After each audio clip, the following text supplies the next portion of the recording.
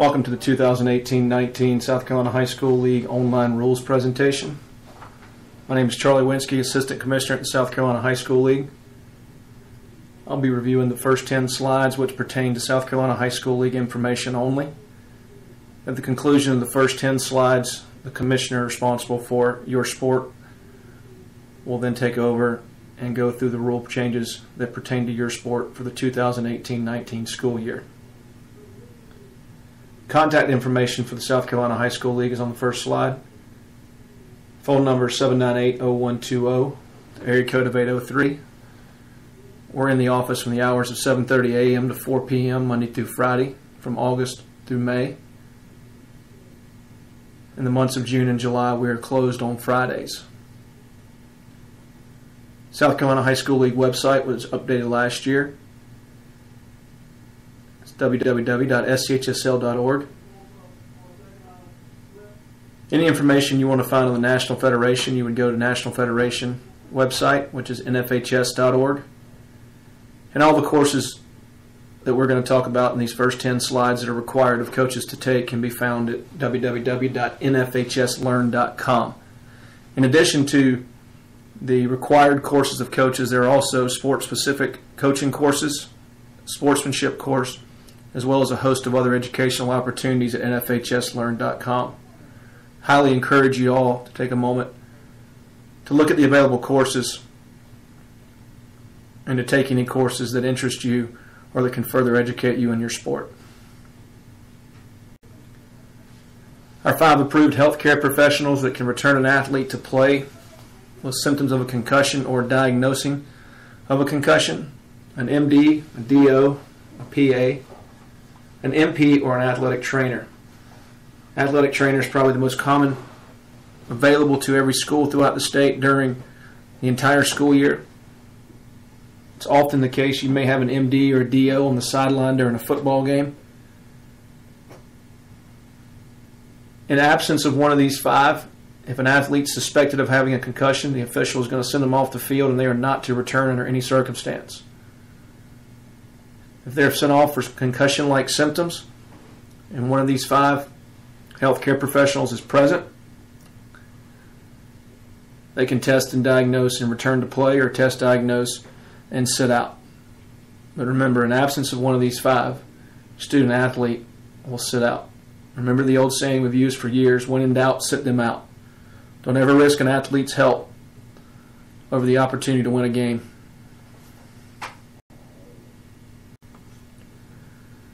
Coaching requirements. South Carolina High School League requires all coaches at all levels to take the following 3 courses: concussion course, heat acclimatization course, and the sudden cardiac arrest course. These 3 courses are not new. They've been required for the last 2 years. The concussion course has been in place for a number of years now. If you've been coaching for a while, you understand that occasionally these courses get updated. The concussion course has been updated for this year with some new information added to it, so it should have a little different feel when you watch it this year in some areas. When you get done with these courses, print out your certificate, give them to your athletic director or principal to keep on file so that you have proof you've taken these courses. Reminder, that's for all coaches at all levels. If they're a volunteer coach, required to take them. If they're there 1 day a week, required to take them. Full-time paid, required to take it. Middle school only, required to take these. All coaches must take these 1 time each year. These should be done prior to the first day of practice. In addition to the 3 required courses this year, all coaches are now required to be certified in CPR and AED certification. If you remember last year, all head coaches were required to be CPR and AED certified. This year, all coaches at all levels. Again, that includes volunteers, those that are there 1 day, those that are there just for games. Middle school coaches, sub-varsity coaches are required to be CPR certified, in addition to the required online courses you must view. Coaches, this is nothing new. Athletic directors have known about this since last year. We we made it known that the head coaches were required last year, but moving forward, all coaches would be required. So this is nothing new. If you have any questions on CPR AD certifications, speak to your athletic director. If you're a non-district employee and you're a head coach, reminder that you must take the Fundamentals of Coaching course in addition to all the requirements we've gone over already. Fundamentals of Coaching course can be found at NFHSlearn.com. Make sure you select Fundamentals of Coaching and select South Carolina so that you don't take a Fundamentals of Coaching course for another state. Again, when you complete that course, print your certificate out, give it to your athletic director or principal to keep on file. Okay, some general reminders for all head coaches. Beginning the 2018-19 school year, a wet bulb globe thermometer must be used throughout the year. This instrument will help determine safe conditions in times of high heat and humidity. Again, this is required. For those of you that coach an indoor sport or at different times outside of the fall, please understand this is not isolated to just a football practice or a cross-country practice or an outdoor practice in the fall. High heat and humidity could be present inside of a gymnasium with no air conditioner. It could also show itself through the winter months or through the spring, given the extreme changes in temperature that we have in our state. If you have an athletic trainer, please take a moment before your season starts to become familiar with what a wet bulb globe reading is and the options that you have when it's determined that conditions are not safe to practice full out. If you have any questions, please visit our website. On our website, you'll be able to find the wet bulb globe guidelines in the event that your reading requires you to modify your practice in some way. Again, this is a safety issue that's put in place this year in an effort to reduce the opportunity for heat stroke and heat exhaustion. Don't jeopardize an athlete's health under any circumstances. Again, for 2018-19, Rawlings balls must be used in the postseason. The only exception for this are in sports of football, lacrosse, golf, and tennis. If your sport requires the use of Rawlings balls, please plan accordingly and have balls readily available in the event you host a home playoff game. The balls should be used throughout the contest. You're responsible for making sure that you have quality balls to start the contest with. This is nothing new. We've been doing this for the last couple years. Reminder, Rawlings balls must be used in the postseason. Communicate with your opponents your start times, your play dates, and your locations. Often, many coaches make schedules 6 to 8 months in advance. Sometimes there's coaching changes at schools. Often people make changes inadvertently in their schedule without notifying everyone. So prior to your season starting, please take a moment, communicate with all of your opponents, head coaches, and athletic directors to verify that you have the correct play date, start time, and location. A number of issues throughout our league in the last few years where schools have shown up at different locations to play each other, where simple communication prior to could have avoided any conflicts the day of. So take a few minutes, communicate, and get it all squared away. Coaches, don't rely on other coaches, your peers, coaches other schools, coaches in your region to answer questions about the league. If you have a question about the league as it pertains to the rules and regulations, the bylaws, or the Constitution, or the brackets, ask your AD or principal first. If he or she does not know the answer to your question, have them call us. Remember, the only interpretation that's the official interpretation comes from our league. We've had a ton of changes to our bylaws and regulations in the last few years. Many times coaches who've been coaching for a number of years don't recognize all the changes that have been made and may lead you down a wrong path inadvertently. All coaches are responsible for knowing what is in the South Carolina High School League Handbook, make sure that if you don't know the answer to a question, you ask your AD or principal first. If they can't answer the question, have them call us. And remember, all official interpretations come out of our office. Continue with general reminders. Make sure your officials have clean, secure dressing facilities, optimal space to move around. The biggest thing is that they're clean and then they're able to be secured during the contest. And if you have a contest, please make sure that you have some sort of security opportunity for the officials to get escorted back to their vehicles or out of the stadium or facility. That security could be an athletic administrator or an administrator at your school or your game manager in the event you don't have uniform security available. But you need someone to be able to help escort those officials to a secure location and then to their vehicles when the contest is over. This day and age where parents and fans are increasingly becoming vocal about their displeasure for officiating, we don't need any situations where officials are being bombarded post-contest because security was not offered. Social media. Remember, negative comments about officials, other schools, other fan bases, or the South Carolina High School League will not be tolerated on social media. If you have a school account, whether it's ran by a student or ran by a parent or ran by a school employee, that makes these negative comments, and you will be responsible for those comments as a school. Coaches and athletes who have their own personal accounts, any negative comments about officials or other schools or other fan bases could subject you to a fine and or other punishments accordingly from the rules and regulations. Remember, keep social media clean and keep it positive. Living Clean Weeks. Our Living Clean Weeks initiative we started 3 years ago. This will be the third year of this initiative. We have 3 weeks, one in each sports season. You can see the dates here in front of you. Our goal for these 3 weeks is that we're ejection-free statewide and that each school participates in a community-wide cleanup.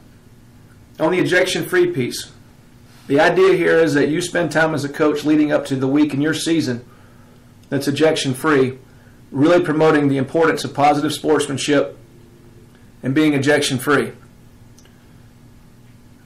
Our goal is that every school in the state will go through that week without an ejection of any kind. The second piece to the goal is a community-wide cleanup. We want our schools to be intentional about their efforts in their community to help clean up their community.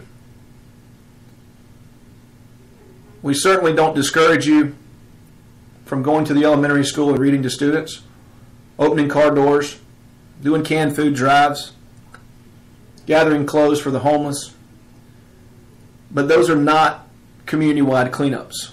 Community-wide cleanups would entail cleaning up your school grounds full of litter, finding someone in the community who needs help restoring their property, participating in a Palmetto Pride event such as Adopt a Highway. Combine these two, and schools that combine ejection-free and community-wide cleanup with their athletes are determined a gold school for that week. If you do one of the two, you're determined to be a silver school. And if you have an ejection and don't do any community-wide cleanup, you get no recognition for that week. Our goal is to have all member schools listed each week.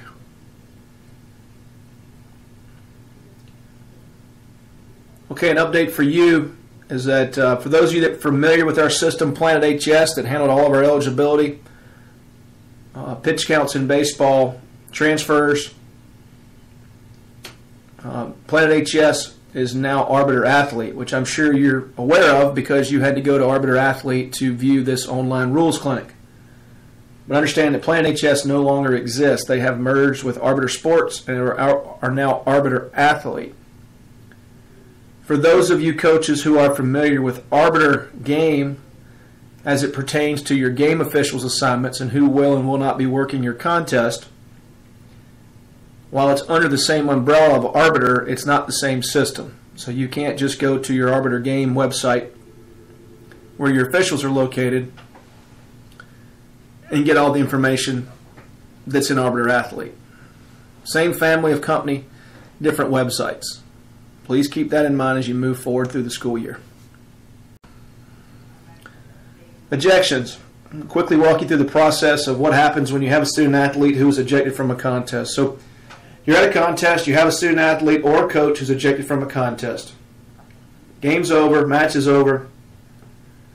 First thing you really need to do as a head coach is you need to notify either your principal or your athletic director that someone was ejected from your team. High probability is that they're going to get a phone call or an email from us immediately the next morning making them aware they had an ejection in the contest before. I can tell you, as the person that deals with ejections every day in our office, 40% of the time ADs and coaches are not aware. Do yourself, do your schools favors by making your AD and or principal aware that you had an ejection during the contest as soon as your contest is over or first thing the next morning. Schools are required to submit the form for an ejection by noon the following day. In absence of you submitting a form, we don't have anything to go by from the school side. Too often than not, schools will call and say, we were waiting to see what the official said to turn our report in. That's not how this works. We need to know your side of it and the official side so that we can best come to a decision. We don't need to know your story after you read the official story. If you know your student athlete was guilty of an ejectionable offense, just say, I know they were guilty. They deserve to be ejected. It's not going to cause more punishment than they already were going to get in the first place. It just makes the whole process a little bit easier on our end. When you write your reports, make sure you report facts, not opinions. Video everything. There's no excuse in this day and age not to have video. Almost every sport uses technology of some sort to practice or record stats or to record keep. It takes little to no effort to set up a video camera and record a wide angle of the entire field or court during a contest. Instruct your videographers. Don't turn the camera off. Keep it running. Football coaches.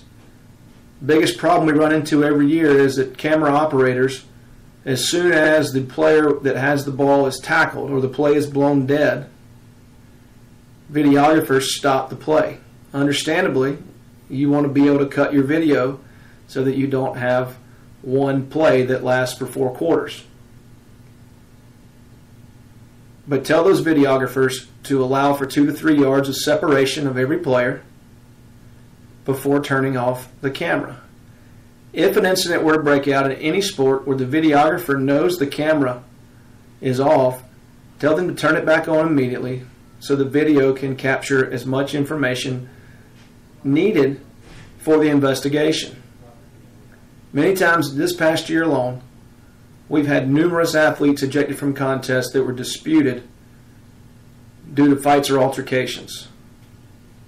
Without video, we have to go with what the official says happened.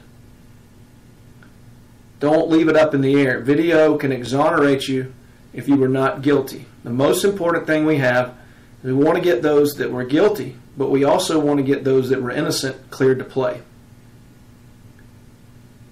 Once we come to a ruling, we will send that ruling to the principal as soon as possible. Okay, piggybacking on ejections, remember the penalties for an ejection. If you're a coach and you're ejected, whether you're a head coach or an assistant coach, you're ejected during the regular season or the postseason, the penalty is a minimum next game suspension and a minimum fine of $300. If you're ejected from the last contest of the year as a head coach, that penalty becomes a $500 fine. Coaches, again, being the person that deals with ejections on a daily basis, I can tell you, once you've been ejected by an official, however rightly or wrongly you feel it was, the best thing you can do is walk away. The worst thing you can do is continue to engage that official in any capacity.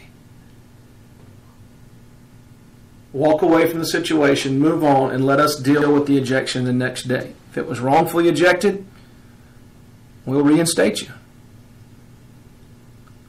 But don't do anything to create a situation where the fine's going to go up and the game suspension's going to go up.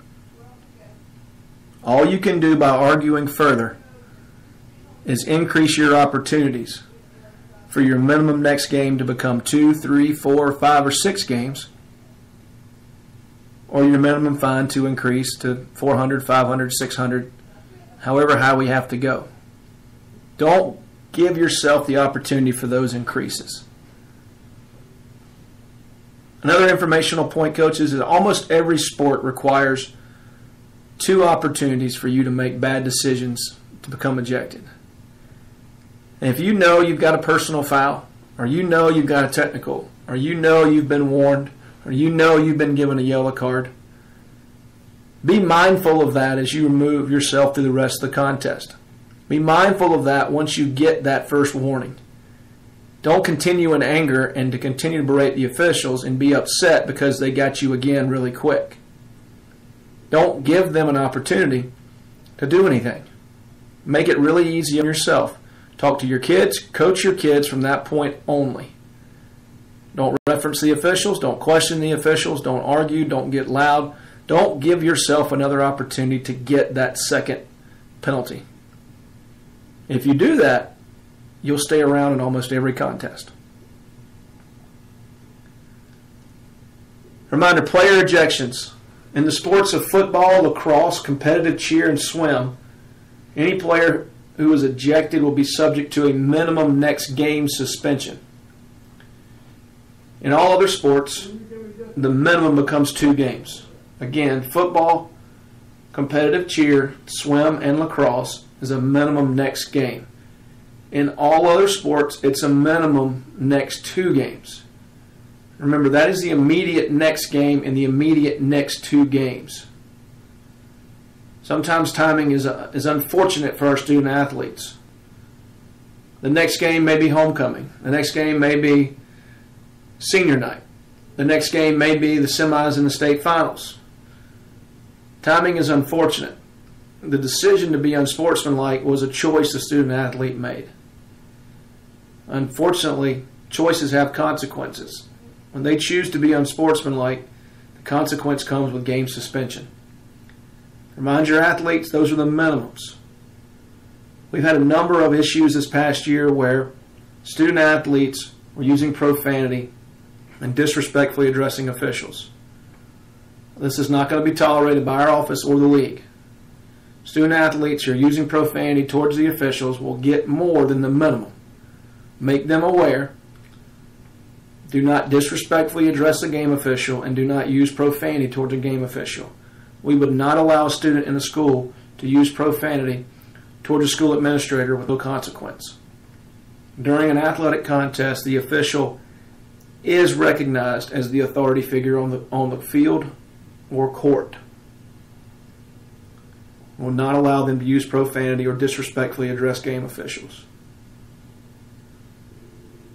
Reminder, coaches who are ejected, you must leave the visual confines immediately and not return. Visual confines does not mean you walk and stand behind the bleachers where you don't think you can be seen. You leave where they can't see you, period. Athletes who are ejected may remain in the bench area for the remainder of the contest. Don't ever let an athlete be sent to the locker room unattended. Athletes are allowed to remain in the area unless they become a further distraction, at which point the official could ask you to remove them from the bench area. But athletes who are ejected may remain from the bench area. Further, athletes who are suspended because of their ejection may be on the sideline or in the bench area of the games they're suspended, provided they are not in uniform. As long as they're not in uniform, they can remain in the bench area or on the sidelines of games they're suspended. If they're in uniform, remember they are considered having played in the contest. Coaches and athletes, remember you are not cleared to play until our office has cleared you to play. Anyone who is ejected, anyone who is suspended due to an ejection is not cleared to play until we have cleared you. Don't assume that it's going to be voided or overturned. If you've been ejected, they sit out until we've cleared them to play.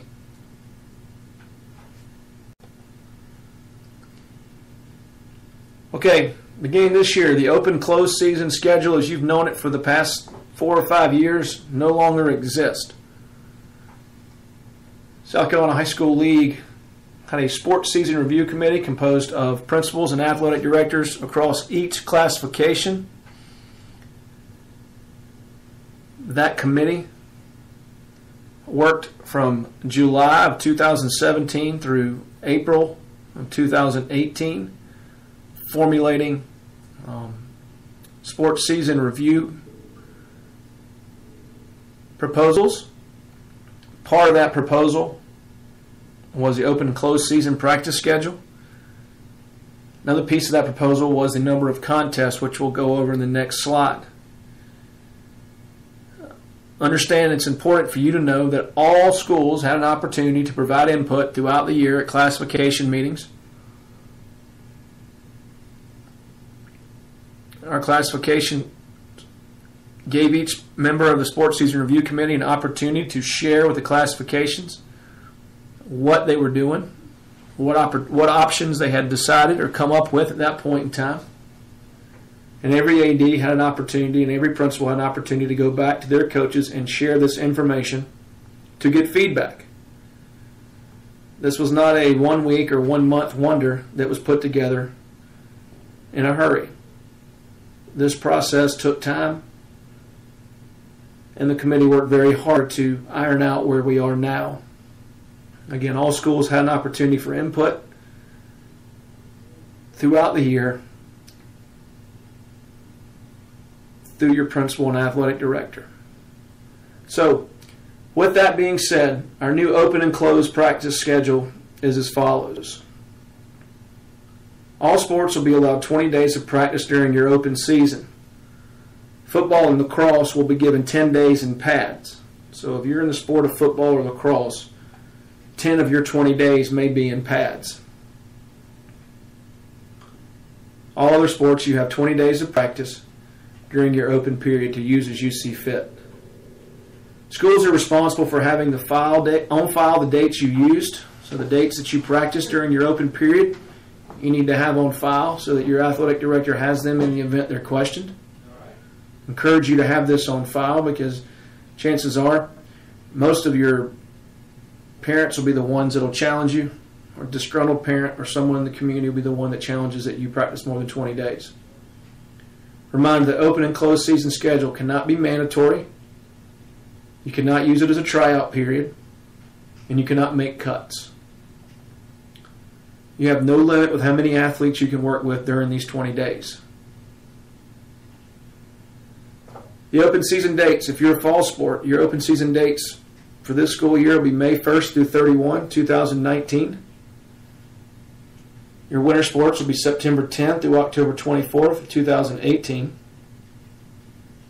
And if you're a spring sport, you have December 3rd, 2018 through January 23rd, 2019 to get your 20 days of practice in.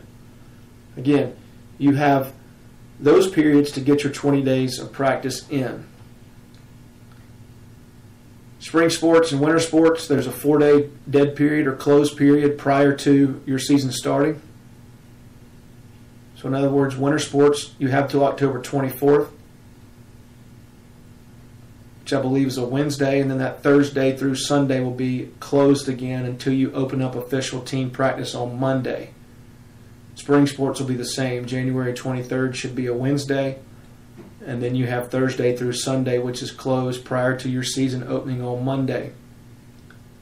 Fall, obviously, you have May 1 through 31, which then rolls right into June 1 through your closed period 4-day prior, which is the South Carolina Athletic Coaches Association Clinic in late July. So your fall sports, you have May 1 through 31 and then roll right into your summer practice months. During a closed season, sport-specific skills may not be taught. Only strength and conditioning programs can be ran during closed seasons. Now remember, strength and conditioning can include agility programs provided they're not sport-specific skills.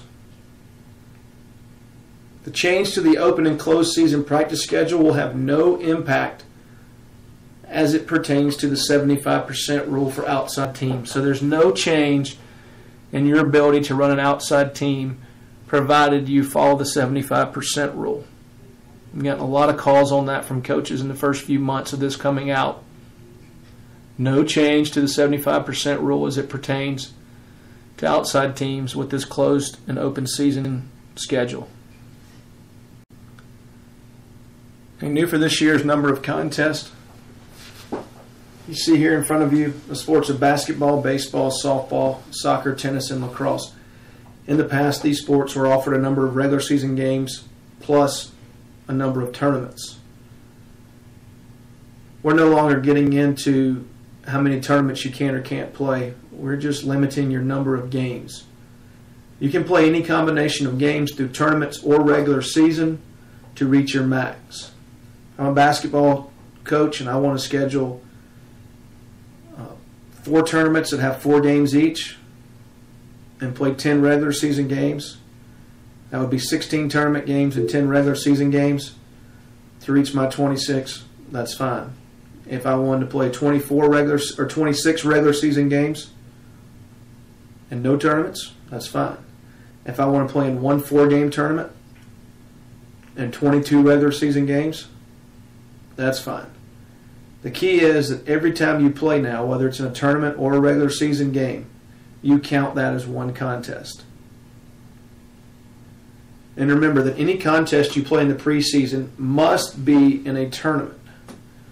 And that contest counts towards your total number of contests. So if you play in a preseason tournament for 4 games in that tournament, then you would subtract those 4 games from your total number. That would leave you with 22 games to play during the regular season. You cannot play a regular season game or a single game prior to the official start date of your regular season. Any games played prior to that official start date must be played through a preseason tournament. And remember, those games count towards your total number of contests. An athlete is limited to the same number of games as the team. So there's no combination that an athlete can exceed playing the max number a varsity team can play. Example, a 9th grader who plays softball would have 24 games. They could play at JV and then come up and play 2 games at the varsity level.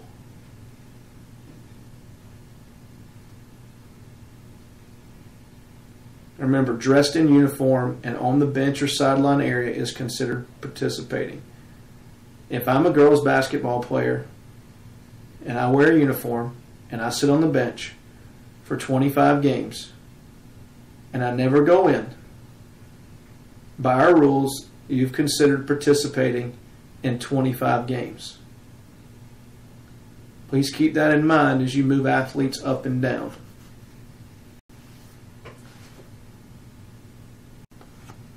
Brackets. I want to take a minute to kind of walk you through how brackets come to be. Every year we get calls from coaches wanting to know the how or the why the brackets are the way they are, who set these brackets. Sometimes there's a misbelief that we set them in our office, so we'll take a minute to walk you through how brackets get to be brackets.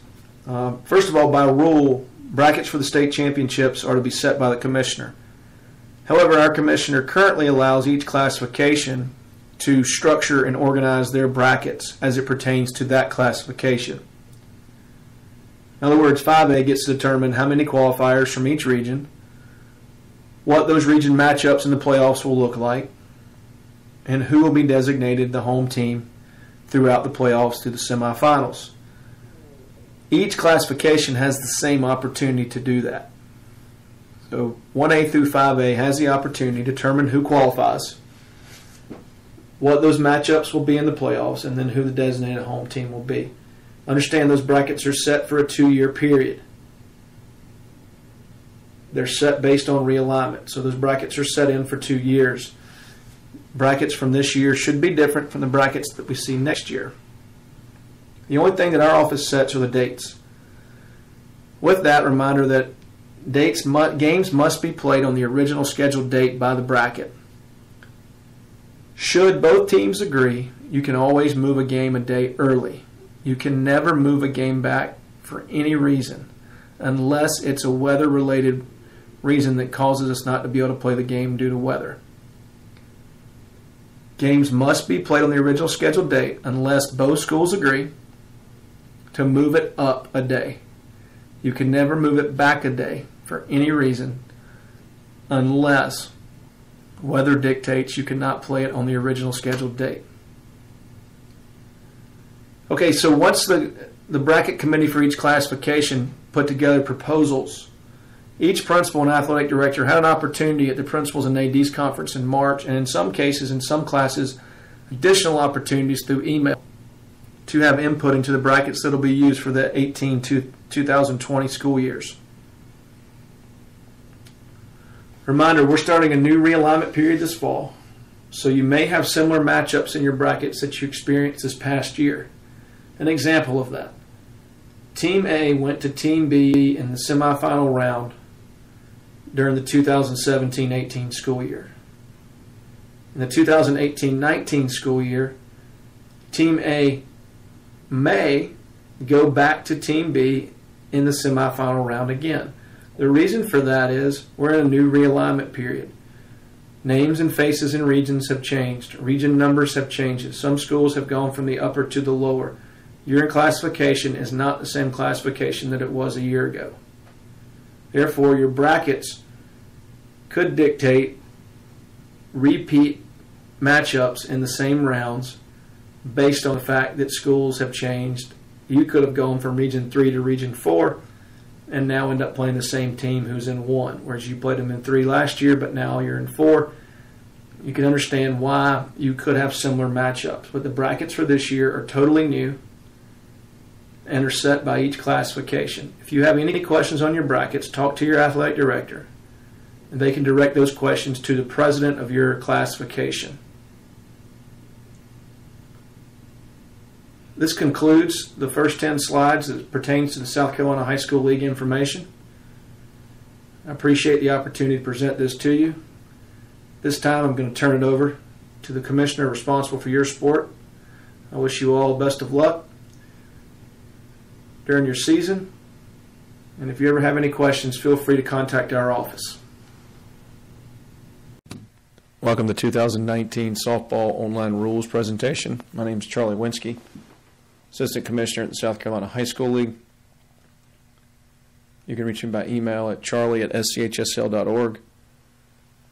And as always, you can call our office at any point in time at 803-798-0120. Couple softball rules reminders. Coach's member protest must be entered at the time of the protest and prior to the next pitch being thrown. You can only protest a rule interpretation. You cannot protest a judgment call. And remember that if any protest is upheld, you go back and resume play from the time of the protest. Reminder that scrimmage times, two teams involved in a scrimmage, you got a total of 3 hours playtime and 4 hours to complete that playtime in. If you got 3 more teams present, you have a total of 4 hours of scrimmage time on the field and a total of 5 hours to get everything done start to finish. Reminder, while it's not ideal, you can play a game with one umpire, and you will play a game with one umpire. Officials, assigners have been asked and been told that every effort should be made to have 2 umpires for every contest. If in the event something were to happen to one of the officials and they're not unable to attend the game, you shall play with one umpire. Okay, 2019 rule changes from the National Federation. Under field and equipment, from now on, the media shall be prohibited from being in a live ball area. The home team or game management may designate an area for the media in dead ball territory. And this is going to put a dead ball area for the media that will not be in live ball territory. This will reduce the risk for players and the media personnel. Home team or game management, they may designate media areas, but it just can't be in a live ball area. Second rule change for this year, Rule 152A. Reminder, softball bat is permitted to have an adjustable knob, provided that adjustable knob is permanently attached by the manufacturer. So you can have an adjustable knob. It just can't come unattached. It's got to be permanently attached by that manufacturer. Rule 184. Players on defense with the head face protection, they may wear an eye shield, provided that eye shield is constructed of a molded, rigid material that is clear and permits 100% allowable light transmission. In other words, they can wear a shield provided that shield is clear. Shield cannot have any tint to it. Biggest rule change in terms of how the game is played. Rule 611 penalty, the exceptions. Basically, to sum it all up, when an illegal pitch is declared by the umpire, the batter is awarded a ball. Previously, the batter was awarded a ball, and all base runners were also awarded one base without liability to be put out. And moving forward with this rule change now, if you have an illegal pitch, the only result of that illegal pitch is going to be a ball for the batter. Base runners will remain where they are.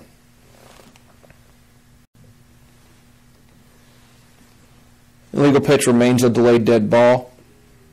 If there is an illegal pitch and the batter reaches first base safely and every other runner advances at least one base safely, then the illegal pitch is nullified.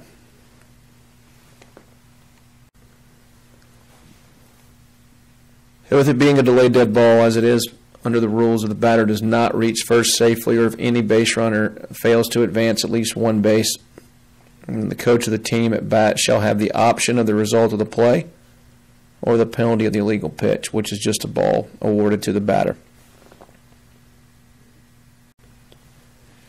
If the batter is hit by the illegal pitch outside the strike zone or ball four is awarded on an illegal pitch, the batter will be awarded first base. There's no longer a one base award to each base runner. So same concept. The base runners don't get any advantage from an illegal pitch being called. 2019 softball editorial changes. Under definitions, if you remember last year, the intentional walk was added when you didn't have to throw a pitch. For the purposes of an appeal, the intentional walk is considered a time at bat, and the appeal of the previous play cannot be made following the intentional walk. Once the intentional walk is awarded by the umpire, it's considered the same as throwing a pitch.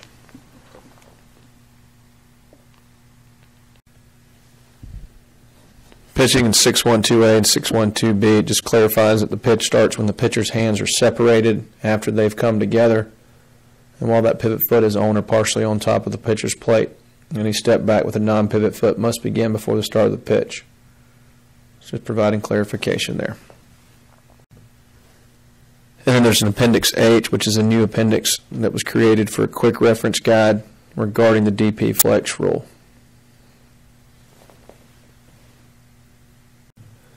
(2019) softball points of emphasis. First point of emphasis is simulating taking a sign. Reminder that the actual signal can be taken while on the pitcher's plate or while standing behind the pitcher's plate. It may be taken from the catcher or coach, and it may be a hand signal, a verbal call, or may be obtained from looking at her wristband. However, the pitcher must take the position on the pitcher's plate with the hands separated and simulating taking a sign from the catcher. So regardless of how the signal is communicated, the pitcher must take the position on the pitcher's plate with their hands separated and simulate taking a signal from the catcher. Whether they take that signal from the catcher or not, it must be simulated. Reminder in simulating taking a sign, the pitcher does not pause after stepping onto that pitcher's plate and simulates taking that signal.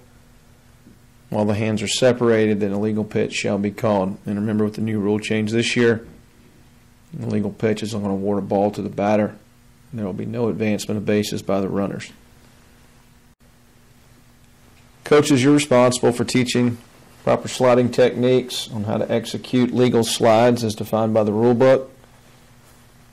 It's your responsibility to help reduce the risk and the injury of players whenever possible. Part of this responsibility does include teaching proper techniques for sliding. Don't overlook something as simple as this, but something that can cause as many major injuries as anything else in the game. Take time, go over correct sliding techniques so that we can reduce the risk of injury from sliding. It's the best practice if coaches, you'll list your name on the lineup card, preferably legibly list your name.